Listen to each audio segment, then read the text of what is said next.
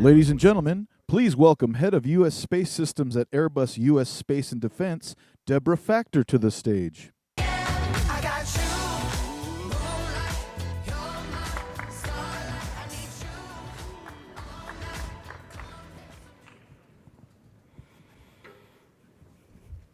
All right, I think I can actually say it's good afternoon here, and hopefully people are coming in. Get your lunches and come on in.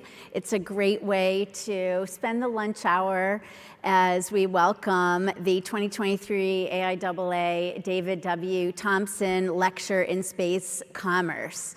Super glad that you can all join us today. I'm Deborah Factor, head of U.S. Space Systems for Airbus U.S. Space and Defense, and I'm also the awards chair for the David W. Thompson Lecture in Space Commerce and a member of the AIAA Honors and Awards Committee. This lecture in space commerce honors a prominent industry leader or senior management team who has created or grown a space-related business and generated substantial economic benefits and market value. This award was sponsored and endowed by Orbital ATK, now Northrop Grumman Innovation Systems. The award commemorates the long and distinguished career of commercial space pioneer David W. Thompson, retired founder of Orbital Sciences Corporation, which he founded in 1982, and then retired as Orbital ATK president and CEO before selling the company to Northrop Grumman. It is my distinct pleasure to introduce you to the recipient of the 2023 David W. Thompson Lecture in Space Commerce, George T. Whitesides.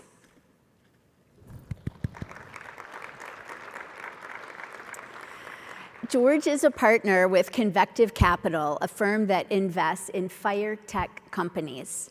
He has served as chief of staff for NASA in the Obama administration. Later, he served as CEO of Virgin Galactic, which over 10 years he led to space operations and a public company listing.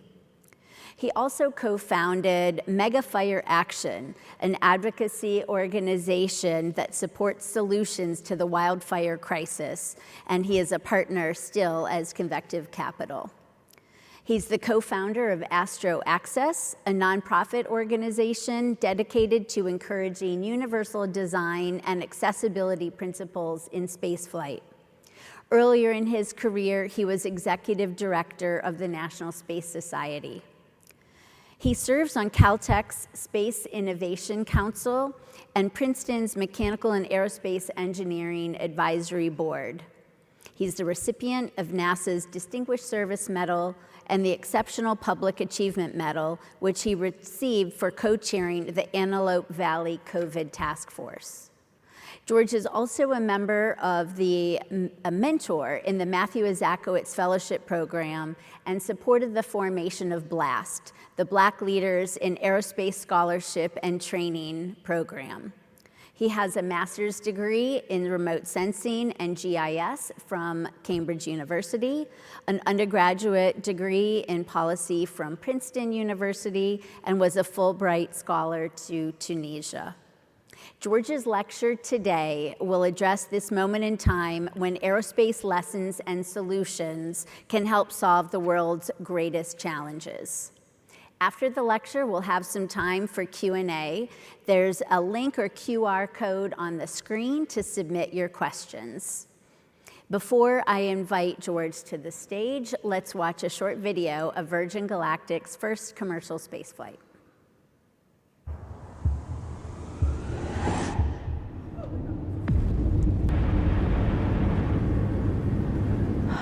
Thank you for joining us on this momentous day as our first private astronaut commercial spaceflight, Galactic 2.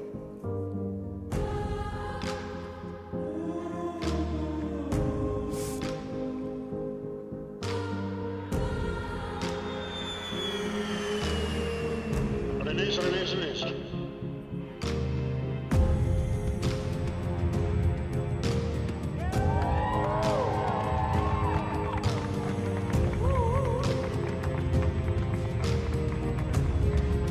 Welcome to space, everyone.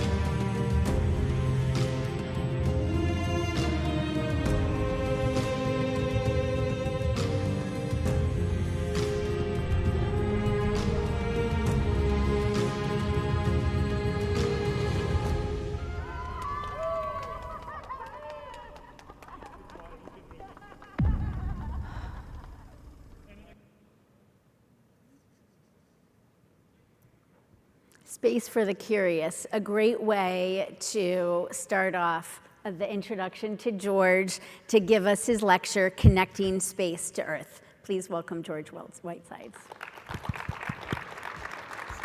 Thank you. Hi, everybody. How's it going? Good. I'm George. It's great to be with you. Thank you so much to Deborah and to AIAA for inviting me to speak today. Deborah and I have known each other for roughly 2 decades. She went back, I think, behind the stage, but I was at the National Space Society, and I think she was finishing off a stint at Kistler Aerospace. And she remains an incredibly effective advocate for aerospace and for young people and for the future that we all share, so I'm very grateful to her for the introduction and the friendship.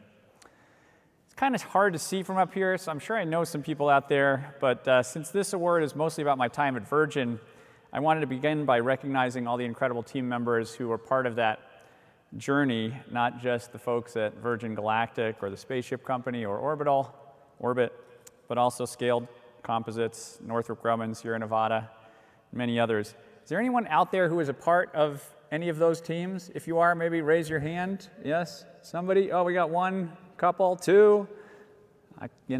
Well, great. Well, let's give them a round of applause, because they are great. The executives and pilots and founders of companies are usually the ones who get to give talks at conferences like these, but it is really the composite fabricators, the tooling leads, the welders, the quality assurance folks, the accountants, and the procurement people who really keep things moving. And don't let me forget the stress engineers. Guaranteed employment right there for you young engineers. If you become a stress engineer, you will always have a job. Do we have any stress engineers out there? No? Okay, not that kind of crowd. Anyway, I graduated from college in the distant past of 1996. And when I graduated, I was not sure what I wanted to do in my life, so I had a series of conversations with smart people. One of those people was a guy who had been a professor with my father and who had risen to become the head of the CIA. I was lucky to have lunch with him, and I talked with him about 3 fields that seemed particularly interesting at that moment in time. One was neuroscience, the second was this new thing called the internet, and the third was space. He thought for a bit when I asked him a question, and he said something that I'll never forget. He said, first, neuroscience is definitely interesting. Second, he wasn't as sure about the internet, but it might become something big over time. And third, he said, whatever I did, I should definitely not go into space, because nothing interesting was happening in that sector. Now, I would argue that he probably had some good reasons to say what he said, and some people might even say that he was right about space at that time.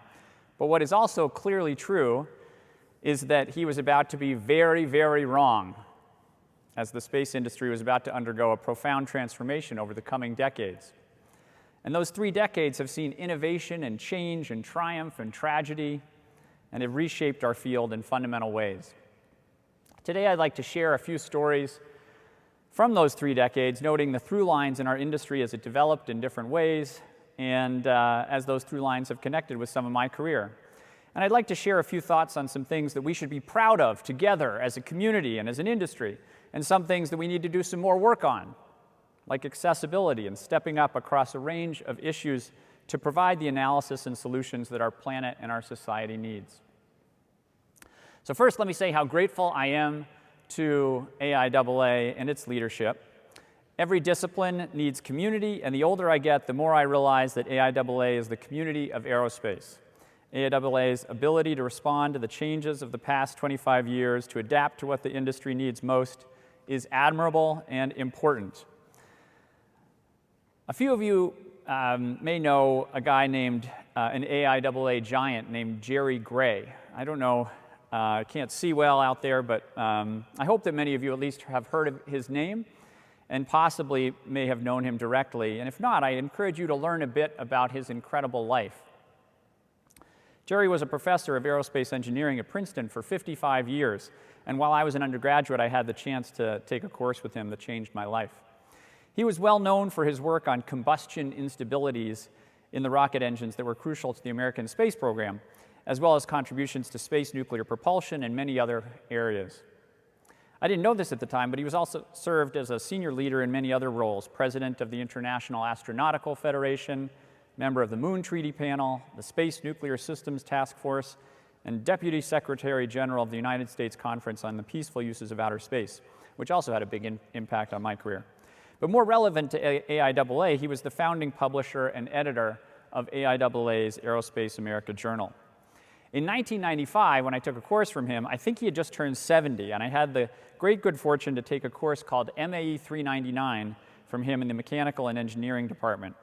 The course was basically an introduction to space project design, and it was revolutionary at the time, at least for me. Every assignment was done in teams. I don't think there was a single assignment that we completed alone. Jerry believed that project-based learning in groups was essential preparation for the modern workplace, something that I'm glad to see most engineering schools adopting with increasing frequency.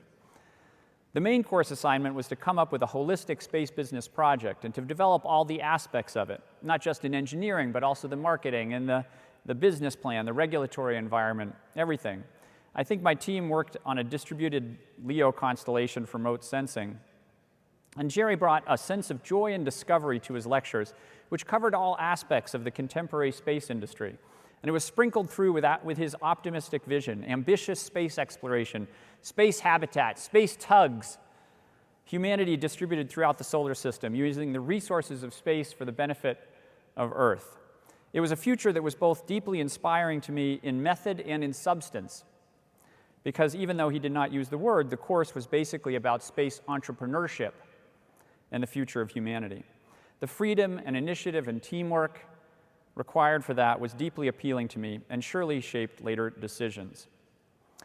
Luckily, perhaps due to Jerry Gray's infectious enthusiasm, or just because space called out to my heart, like I'm sure it calls out to many of yours, I ignored that seriously smart guy who used to run the CIA and happened to dive into space at a wonderful moment. And here is where the cosmic coincidence of giving the David Thompson Lecture comes into play. For my first real job coming out of college was to work directly for Dave during one of the most incredible periods in his long leadership at Orbital Sciences. Initially, my job was called executive intern, and a bit later it was changed to special assistant to the CEO. It turned out that Dave had at the beginning of his career, in between graduating from MIT and his master's at Caltech, a similar job working for the president of Hughes Aircraft Company's Missile Systems Group. And he had the idea of someday having a younger person, like he had been, take on the same kind of role for him, but he never actually hired such a person. My resume came across his desk at the right time, and I started to work for him in 1997. Orbital at that time was at the height of its powers. The stock was at $50 a share, which I think was an all-time high, and Orbital was pursuing a wide spectrum of new business opportunities, many of which presage the diversity of systems and markets that our industry is tackling today. For those of you who don't know, as Deborah kind of mentioned, Orbital was in many ways ahead of its time, a successful entrepreneurial space venture that was doing things a few decades before many other firms. Founded in 1982 by Dave and his partners Scott Webster and Bruce Ferguson, 3 Harvard Business School alums, Orbital broke ground in successfully starting and operating a wide range of space systems. Part of my intention today is to give due credit to Dave and his colleagues for paving the way for many of the entrepreneurial successes that were to come years later. The company created Pegasus, an air-launched vehicle that in roughly the period that I was there, which was 1997 to 1998, flew 11 launches and put 30 satellites into orbit. Now, for the younger people in the room who are coming of age in the Starlink era, those kinds of numbers were very impressive for any entity at the time, but particularly so for a commercial space launch startup. But launch was really just the start of what Orbital was doing. The company had just created OrbImage, a pioneering, successful commercial remote sensing company, which continues today, I think, as part of Maxar. They launched OrbCom, a distributed LEO comms constellation that presaged many of the systems we see today and which outlived many of its global satellite system contemporaries. Orbital also owned Magellan, a pioneering GPS system company which helped commercialize the utility of the GPS system. They were working on small geo platforms, seeing it as a smart niche for them to compete on with echoes of the future success of Astronis. In 1997, Orbital was also developing the X-34 system, a reusable rocket-powered spaceplane. And I remember an amazing tour with Antonio Elias in Dulles, where he showed me the airframe that was being constructed and joked about hiding away in the nose cone at some point. While that system never was finished, it showed one path to reusable first-stage launch, and its engines had a heritage which influenced other important programs. Orbital was thinking about orbital transfer as well, robotic servicing, hypersonics, all the hot areas that we share today. And Dave and his team were working on all these programs in 1997 at different stages of development and financing. And in retrospect, I was incredibly lucky to be exposed to them at that crucial moment. The team building these systems and companies were leaders of their era. Mike Griffin, future administrator, was just in one office down the hall from Dave, helping to get Magellan into shape and working other special programs. Rob Strain, future Goddard director and Ball president, was a warm and thoughtful manager. Dan Friedman was running MDA, which was a recent acquisition for Orbital at the time, expounding on his vision for an integrated stack of commercial geoinformatics, a good decade or more before the incredible renaissance in that field blossomed. Antonio has influenced so many space programs in our country, and with his sometimes playful demeanor and his huge brain. Bob Lovell ran various business units, as did the company's 3 astronauts at the time, Ron Graby, Pierre Thuet, and David Lowe, who is the son of George Lowe, the Apollo giant. I got to know David well, and I'm sorry that we lost him too early. I also worked a lot with a guy named Mark Bitterman, who has had a great career in government affairs. I would find myself alone in these meetings with Dave and these senior leaders, sitting around the meeting room conference table at Dulles, and I can tell you that one of Dave's superpowers was his ability to really listen, to use first principles, to think through what he was hearing and ask smart questions. And many people stopped listening to their weekly reports to their detriment. He listened and reminded us that we really are smarter together if we are thinking and listening. I had the chance to speak to Dave in the lead up to this talk, and I promised him that I would underline how much I respected both his vision and his implementation skills. He, above all, had the insight to see what projects could work and was able to get serious institutional financing decades before those funding sources started getting into more interesting corners of the space industry. Dave and Orbital were indeed ahead of their time, but they succeeded and paved the way for later successes in entrepreneurial space. In my conversation with him, he said with a smile that in some ways he may have been born 20 years too early or 20 years too late. I think instead that he was born at the perfect time and helped usher in the age that we're living in today. So I'm grateful to Dave for taking the leap on a fresh-out student then, for gathering a range of incredible space leaders who went on to do big things, and for taking his lumps at the time so that we can now work in the Cambrian explosion of space companies. Now, the one area in which Orbital did not make great progress was human spaceflight, and that is the area that takes us to one of the focal points of this talk.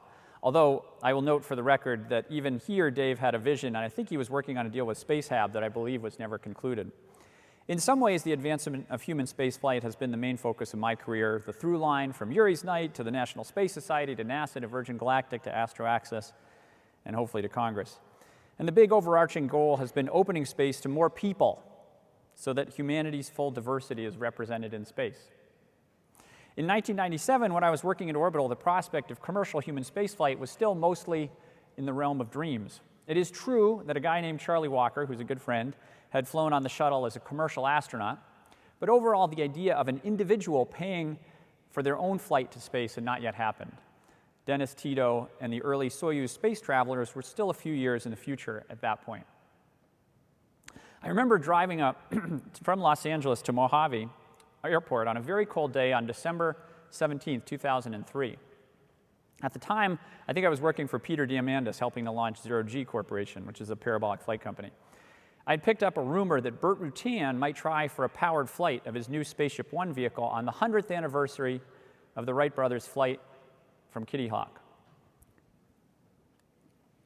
I did not know Mojave at all then, but I found my way to a viewing area at the corner of the 2 main landing strips that would eventually become like a second home to me 10 years in the future. That morning, there was a single person there, Jim Benson, the CEO of SpaceDev, in one of those folding recreational chairs that you used to watch like soccer games, swaddled in a warm blanket, holding an extremely long camera lens.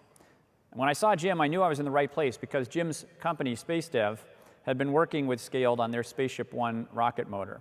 As far as I know, Jim and I were the only two non-scale, non-airport employee spectators of that morning's historic powered flight, which was a successful but brief 10-second blip of rocket-powered flaring up in the cold blue sky. The winning X Prize flights a year later, successful but also stressful in different ways, promised to mark the beginning of a new era in space. Brian Binney, who was the pilot of the winning second spaceflight, may have felt that he had redeemed himself by flying a perfect second flight that won the $10 million prize after an earlier flight had ended in a crunched landing gear. He was rightfully proud of what he had achieved in winning the Ansari X Prize, itself named after the generosity of the wonderful Ansari family, with Anusha achieving her own spaceflight dreams on board a Soyuz 2 years later in 2006. In rapid order, Richard Branson signed a deal with Burt Rutan, and the company Virgin Galactic was introduced to the world. The timing was perfect, and there were literally people knocking on Virgin's front door trying to figure out how to buy a ticket. I was one of those people, ending up meeting a guy named Stephen Attenborough, Galactic's first employee, in the back of a London office in January of 2005. It took another few months for Virgin to write the paperwork to take money, and that summer my wife and I were announced as early customers of the company. One of the other people who signed up that summer was a guy named Trevor Beatty, a thoughtful advertising guy from Birmingham who had dreamed of spaceflight since growing up during the Apollo program. It gives me great satisfaction that Trevor flew to space on board Spaceship Two just a few weeks ago. Of course, everyone knows that it all took much longer than was originally projected. What was initially meant to be just a few years, mimicking the duration of the relatively short Spaceship One development program, stretched much longer, for many reasons, including 2 very tragic days that cost the lives of 4 wonderful people. It turned out that scaling Spaceship One, a vehicle that was suited best for 1 person, to the commercial Spaceship Two vehicle, which takes 6 people to space, was more challenging than anyone could have known. Together with Scaled, we created an engineering department, a manufacturing operation, a quality operation, a flight ops department, and a company to wrap around it all, ultimately reaching around 1,000 people by the time of our first spaceflight with Spaceship Two in 2018. But I'm getting ahead of myself. From National Space Society, I went to NASA, thanks to President Obama and Lori Garver, the head of the NASA Presidential Transition Team. From the inauguration in January 2009 until the summer, when Charlie Bolden and Lori were confirmed as administrator and deputy, I served as the senior-most political appointee at the agency. It was a dynamic time, and we had many spirited conversations between appropriators on the Hill and the White House over an unfunded contractual clause called COTS Part D, the idea of funding a commercial human spaceflight capability on one of the COTS cargo launchers. I remember well the heartfelt conversations inside and outside of NASA as the community debated what can be done safely, what could be accomplished by a new entrant. I'm not going to recapitulate those debates, but much like Trevor's flight this month, the safe and repeated flight of Crew Dragon, and soon hopefully of Starliner, shows just how far we've come over the last 15 years. Everything takes longer than expected, but one day you wake up and you do the math and you realize that the United States has 3 operating commercial human spaceflight vehicles which have taken, at least in my math, around 118 people flights to space, 76 on suborbital journeys and 42 on orbital flights. The pace of human spaceflight has increased dramatically, just as we all hoped it would. Of the 670 individuals who've been to space in some fashion over the past 62 years, a rapidly growing fraction have flown on American commercial vehicles, and many of them are now paying their own way, either for the experience or for research. With luck, we'll see that number rise significantly over the coming years, adding hundreds and eventually thousands of people from all around the world and from many different professions. Organizations like Space for Humanity will provide mechanisms for those without sufficient funds to get seats, just as the cost for such flights will eventually, inevitably, decline. We're transitioning from a world in which few people personally know someone who's gone to space to a world in which most people know someone who have gone to space. And I fervently hope that the change in perspective that those space travelers experience will be brought back home to their communities and be used to effect positive change. I also hope that as this revolution in spaceflight access continues, we as an industry do everything possible to expand the community of people who are able to access spaceflight. An organization that I'm very passionate about, that I co-founded with an incredible young leader named Anna Volker, is called AstroAccess. The nonprofit organization seeks to increase accessibility to space for disabled people through parabolic research flights and eventually space flights. We've done some really interesting work to advance universal design in aerospace vehicles, which could be its own separate talk, working with incredible advisors, including Dan Dunbacher from AIAA, Jan Werner, who was formerly the ESA Director General, and Jim Vanderploeg, the former Chief Medical Officer of Virgin Galactic. We've already done so much to demonstrate the feasibility of spaceflight for people with mobility, sight, and hearing disabilities. So far, we've chartered or flown 5 parabolic flights, working with great partners like the AIAA Institute, the MIT Space Exploration Initiative, and Disabled American Veterans. We've seen some very exciting developments recently in this area, including ESA's Para-Astronaut Initiative and the flight of John Goodwin, a galactic astronaut with Parkinson's who flew in August on board Spaceship Two. What we've seen is that making aerospace vehicles more accessible is smart from a business perspective, it's smart from an engineering perspective, and it's smart from a safety perspective, because increasing accessibility reduces the risk that off-nominal situations will end up as catastrophes. I'd be happy to connect anyone here to Anna if you want to learn more about AstroAccess and what it can do to help your vehicle design efforts. Okay, we're getting near the end of this talk, but I'd like to conclude with some brief remarks on how the world needs the aerospace community to keep stepping up to help solve our greatest challenges. We must grasp this moment because the world desperately needs the skills, modes of thinking, ambition, and energy of our community. Our leaders must be active in seeking out connections to national and global problems that we can help or solve. With this work, we'll continue to contribute significantly to the biggest issues of our time. We'll energize our workforce, and we'll strengthen aerospace's role in our society. Everywhere we're confronted by challenges as a species and as a nation: climate change, inequality and inaccessibility, the carbon transition, foreign repression. These are among the biggest challenges of our time. The working generation of today, from the managers to the new starters and students, have a responsibility to make significant progress on these issues during our working lifetime. Perhaps now more than ever, the abilities of the aerospace sector are directly relevant to many of these challenges. Remote sensing is helping the world to audit its carbon stock and identify point sources of greenhouse gases like methane. These abilities will be crucial for assembling a global system that accurately tracks our progress to net zero. Remote sensing offers the potential to provide best available detection and tracking of natural hazards like wildfire, which some have called the canary in the coal mine of climate change. Remote sensing also offers the ability to fight foreign repression and secrecy with transparency. The use of data from Planet and Maxar to identify potential areas of mass burials in Ukraine is a stark example. While space-based communications have tied together our world for well over a half-century, the pending age of mega-constellations could help achieve greater equality in information access and education. The ability to provide high-bandwidth comms to the edge communities of the world enables new potential for teleeducation and telemedicine that have long been dreamed of, but can now be potentially expanded at scale. The use of Starlink in Iran shows the potential for space to partially overcome the information repression still present in many locales. The skills of the aerospace community will be crucial to designing the green transportation that the world requires, not just in green aviation, but also in applying aerospace designs to other sectors like marine shipping, through sails or wings, and through aerospace energy storage systems. These vehicles will also enable new capabilities, like the ability to manage emergencies better than ever before, or suppress wildfire on a regional basis, and thus the accompanying carbon emissions. Space can play a role in showing the world an inspiring future in accessibility as well. By designing in greater principles of universal design, we can improve the safety of our vehicles for all users, even professionals. And we will provide a stirring symbol for a future of humanity that includes all of us. NASA in particular has lessons for our nation's other government branches. For example, NASA has now set the standard for successful public-private partnerships. There are other agencies that are eager to gain the benefits of innovation and would benefit from the hard-won lessons that NASA and the DoD have accumulated in the work over the past few decades. We should do more to actively share and disseminate those lessons throughout the government. Perhaps most of all, we're entering in an era in which humanity will be a shepherd for Earth's biosphere. We must use the systems engineering principles that our community has developed and practiced to help us architect the future, and we must not be shy with policymakers and the public about our ability to help.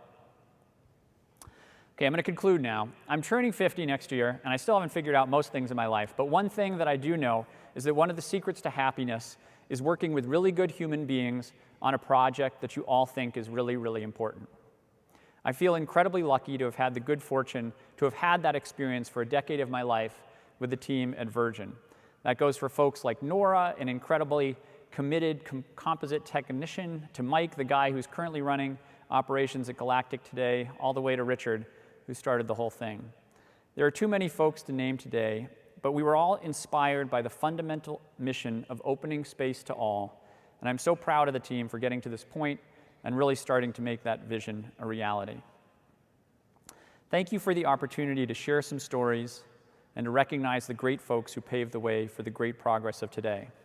To the young people out there, I wish you the same good fortune in fellow travelers, and I look forward to the incredible accomplishments that you'll achieve. Thanks very much.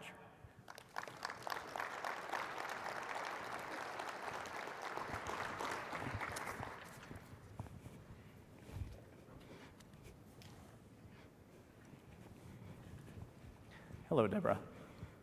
Hello, George. So thank you for such a fantastic lecture.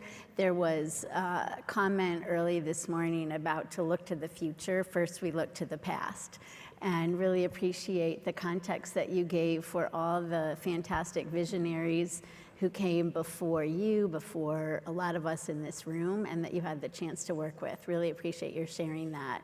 And I know Dave Thompson will really appreciate the acknowledgement of what he did in his career and what led to this particular award. So thank you. So with that, now I get to do the fun stuff. And the first is, yes, when you have an award, you actually get a medal, so you can wear it around. I'm not sure how this will go through the metal detector on your flight back, but in recognition of all of your accomplishments for furthering commercial space, I hereby give you the AIAA David W. Thompson Lecture in Space Commerce Award and Medal. So let's do this, a little tall, official, and a photo op. What should we shake? I don't know. What do we do? Okay, and Yeah. one more. This definitely fits in carry-on, I'm sure, is the certificate. Okay, very good. Great. So I think we've got time for a few questions. I'm going to prop this up right here because I think it's kind of cool looking. Will that fit? Yeah. Okay, don't move it. So feel free to use the app or the QR code to submit your questions, and we get a little chance to chat.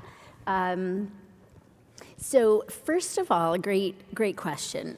In retrospect, what would you have done differently in your career, or particularly at Virgin Galactic, to make things go faster, speed up entry into commercial service, or any other project that you wish would have gone faster? You know, Mike Griffin gave a talk on this exact subject. I can't remember if you heard it, years ago. And he said basically, as long as we keep doing things that have never been done before, there's going to be challenges of predicting schedule. And I mean, I can give you technical answers to that, but I think that that's something that the aerospace community, particularly the space community, like, wrestles with, right? Because we're doing things that have never been done before, right? Yeah. James Webb took, I don't know what, an extra decade and an extra $5 billion. Mm-hmm. But like, it's great that we did it. And I think that that's true as well for Galactic and Blue. And I mean, even, you know, SpaceX, all of the human spaceflight projects took longer than were initially projected. Partly that's because of the large amount of work that needs to be done to certify a human carrying system, right? Yep. Like, it's just a different level. We had an extra level of difficulty, perhaps self-imposed, because our vehicles were flown by humans and they were hard to build again. So, you know, SpaceX has been so brilliant about creating a development timeline that sort of bakes in a higher probability of failure. But that was not possible for a human-flown vehicle that takes, a couple years to build, right? And so it meant that we had to be, cautious as we incrementally expanded the flight envelope. And even with that, we had a flight test accident. So, I think that this is hard, right? You had 3 billionaires all trying to build human spaceflight systems. They all, essentially sort of came to fruition after on the order of 15 to 20 years of work. And obviously what SpaceX has done is even harder given that it's an orbital system. But this is just hard. And I think a different way to look at it is that it's kind of amazing that that America, United States of America, has developed 3 and soon 4 operating systems, when, other countries have had challenges doing even one. So, we have a lot to be proud of. It did take too long, partly due to the intrinsic architecture of our system, but it is just hard. So speaking of flying humans in space, which is one of the most exciting and riskiest things that we do as a community, what are some of the ethical considerations and decisions that come into play when you are deciding to enter the field, and then whether it's safe to fly, and how you as a human being and your employees, your company, how do you manage those questions, and maybe what are some of the challenging ones that you faced? I think the biggest challenge is that we're living in an extremely risk-averse society. And we knew that it would be very hard to get through a catastrophic failure with paying passengers, And so the company itself feels a huge responsibility to make it as safe as possible.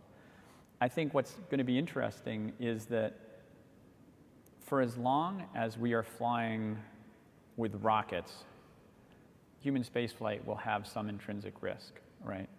It's a high energy process that gets us to the right velocity and that has, intrinsic risk. The challenge will be, over the course of the coming years, the transition from systems that are, certified in a sort of a specific sense, but certainly not in the sense of like a 757 sense, And I think that we as a society don't have really great models for that right now, for that phase in between sort of 757 levels of safety and the flight tests that are sort of bravely conducted by professional flight test people. That interim phase is something that we're working out, and you see that debate happening in Congress a week or two ago. The FAA is having that debate, industry is having that debate, and we're just going to have to be, we're going to have to talk about it and figure out what the right balance is. So, speaking of Congress, I know this is something that you are aspiring to as you run for Congress. But going back to the very early stages of your career, thinking about policy and future developments, how do you message to Congress about taking these risks, and to FAA in a regulatory perspective? What are the messages, and how do you address the question, which is, well, we have so many problems here on Earth. There are wildfires. Why should we spend money to send humans into space? Part of the rationale for me running for Congress is that I think we do need more people who are grounded in science and technology to tackle some of the big challenges that we've got. That is important, right? It's important. Very. Yeah. We're screwed if we don't have that. And so, that's part of my rationale. I think, the specific answer to your question is one that, here's what I would say, is I think we don't just need people in Congress who understand science and technology. We actually need people who have built stuff in their lives. because it's really hard to destroy things, and it's really easy to destroy things, and it's really hard to build things.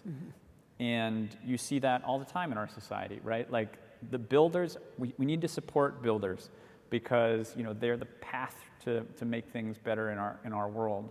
And it is easy to put on too much regulation, to do other things. I'm not saying that there's not a role for regulation, but it is also easy to regulate things out of existence, and we should be very clear that the leadership that the United States has right now in both human spaceflight and all space activity is hard-won and is still not secure, right? So we need to keep making those investments. We need to have proper regulatory environments to encourage innovation, and hopefully we can have people in Congress and other executive, and in executive agencies that understand that and have the right balance between all those things. Excellent points, and good luck. We need people like you. Thank you. So you mentioned your family a little bit in the talk, and your wife Loretta, and signing up early to go to space. And as I recall, you wanted to have your wedding in space. Am I remembering that right? Yeah, something like that. Something like that. So, it was a long time ago. So with your kids and thinking of the next generation here, so kind of two questions. One, how do you keep a balance with all the things going on in your life? And then secondly, what advice do you have for the young professionals in our audience, and even for your children? I know you have been thinking about messages even for your children's children, and what you would tell them. I'll say two quick things.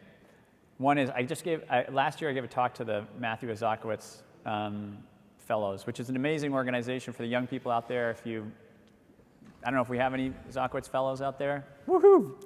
Good job. It's a great program, and there are also other great programs like Patty Grace Smith Fellows and Brooke Owens Fellows and other things.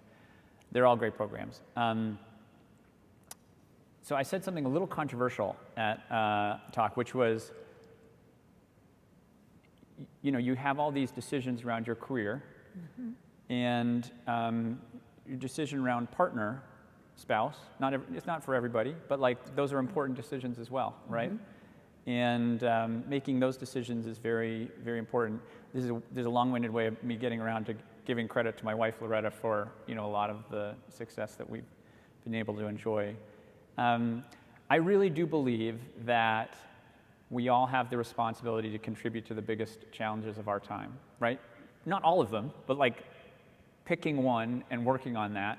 There's a great power to that, and part of the point of this talk was to emphasize how many different areas aerospace can play in issues of explicit, concrete relevance to our time. And I think that we should encourage our folks in aerospace to think broadly about how they can contribute to these big problems. Sometimes they're going to be very specific, like, let's go build a hydrogen airplane. I get it. That's a very concrete way for somebody in the AIAA community to help with some of the challenges that we have. But I think that there will be broader ideas around systems engineering. How do we take on that holistic problem-solving approach and apply them to challenges like housing? We're totally failing as a country to provide enough housing in some parts of our country. Why is that? I think actually aerospace-trained engineers have incredible problem-solving capabilities, and they can get involved in their local communities to solve and to think through some of these problems in ways that I think will add value and to help us get to solutions faster and better. So those are two thoughts. Well, I love that thought, and it's perfect for Ascend. We talked about bringing together diverse communities who are all inspired by space and bringing different pieces of the puzzle from all the different skill set and really taking that systems approach, as you've mentioned. Yeah. You talked about the sense of community and building things together. That happens to be a core value of mine as well. Talk a little bit about the ingredients of the best teams that you've been on. some of the greatest happiness in my life has been part of teams that are working well together around a problem that we all agree is important, right? And I hope that all of you have that, purpose-driven experience in your life. I hope you have many of them. Probably, in the aerospace community, I think many people do, which is a great blessing. We have both really good people and we have really important problems, which is, I think, crucial. I loved the early years I loved all aspects of Galactic, our progress and our ups and downs along the way. And, the challenges make the triumphs that much sweeter, right? When you go through hard times and then you power through and you get to the other side, then that's a well-earned victory. I think the truism or the aphorism around missionaries and mercenaries is like really true, which is basically, finding people who actually care about the problem or the organization that you're working with, rather than just going in to collect a paycheck or whatever. That is the difference between achieving success and not achieving success. And, when too many folks who are mercenary come in, I think organizations start to fail. So, having a keen eye around that is really important as, for the managers or the future managers in this room. The other thing that is like super simple, but I say to everybody is, so like one of my heroes in life is a guy named Mike Moses, who's the current, one of the leaders at Galactic now and the guy who's running the spaceflight operations. And Mike Moses could do two things that were amazing. One is that he could tell you a bit of bad news without you hating him for it, which is crucial in aerospace because we always have bad news all the time. And like communicating that bad news within an organization is the difference between a functioning organization and a failing organization. So that's one. And the other is that he could get a group of people to work together and not want to kill each other. And that is another great skill, right? And that's why I told that story about Jerry Gray and the fact that his class was done purely through group work. I think, it's good that we're starting to get that, but when you and I went to school, like we didn't have as much of that, and I don't know how much you had, but like I had one class that did that. And that is the essence of what we do as professionals, right? We work in groups and we make them better and we're judged on the product of that group rather than our individual products, in a general sense. And I think that we, as folks who care about American education, and also the success of the American aerospace industry, we need to teach that better because we have too many people who just don't have that skill. We need that skill. So a question on that is, who decides? So when you're in a group, sometimes decision making is difficult, especially when you bring a lot of different opinions. So in your experience, how do you get to the decision? Any advice? My style is collaborative, but like other people have different, styles, and I think other styles can work, right? But I was not kidding when I told the story of Dave Thompson. So I was sitting I still remember this, and this happened in 1997. But I was sitting in a room with Dave Thompson and Bob Lovell, who ran the Space Systems Group, and Scott Webster, and maybe Ron Gray, the super intimidating former NASA commander. And somebody had just given a weekly report, about something. And you could tell people were kind of like, you're listening, but you're not fully listening. Multitasking. Yeah. We didn't have, we didn't have these back then, but, they're multitasking. Anyway, Dave, there was somebody said something, and then Dave said two things which have stuck with me this whole time. First was he's like, wait, did you just say X, Y, Z? Doesn't that mean Z? And everybody's like, oh yeah, that's. And the point was that he was actually listening from a first principles perspective. And I think that first principles perspective is super important. You're all smart, use your brain and think about the things that you're being told from a first principles perspective. That's also what Richard Branson is really good at, is first principles, does it make sense? You don't get too complex. Does the thing make sense? And then ask questions. And then the other thing that Dave would always say, and he said it in that meeting, is come on guys, we're smarter together. In theory, we're smarter together.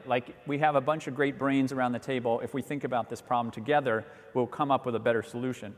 And I think if you have people of good faith who are intelligent, that is generally true. And those two lessons have stuck with me through my entire career. Yeah, great advice, great advice. So so balancing, I asked you earlier about spending money to put humans in space, and then you've also been addressing some really practical, down-to-earth programs and problems about fire as an example. So when you think about the future of space and what you're most excited about, what is it? Is how we look to the future outside of our planet, or is how we use space to solve things on our planet?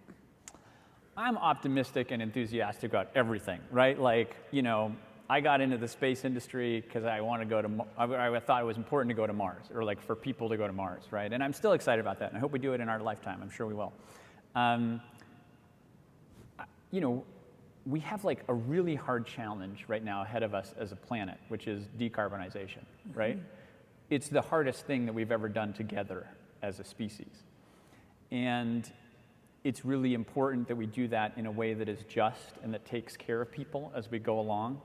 There's a lot of opportunity for people to get left behind or to feel mistreated, and we need to take care of those people as we go through that process. And there's a lot of people, you know, in places that are not as wealthy as the United States who could be suffering absolutely terribly over the coming 5, 10, 25 years, you know. And this is like a big, huge challenge. And I really do think that the aerospace sector has a lot to bring to that. Like in particular, I mean, across all these different things, and I talked about a bunch of them, but we almost need to create a new economy, you know, that thinks more explicitly about carbon, thinks about greenhouse gases, thinks about biodiversity. And how we create that economy is not set. Like, we don't know how we're going to do it. We're starting to work on it, like little things here and there, different types of projects and plans and rules.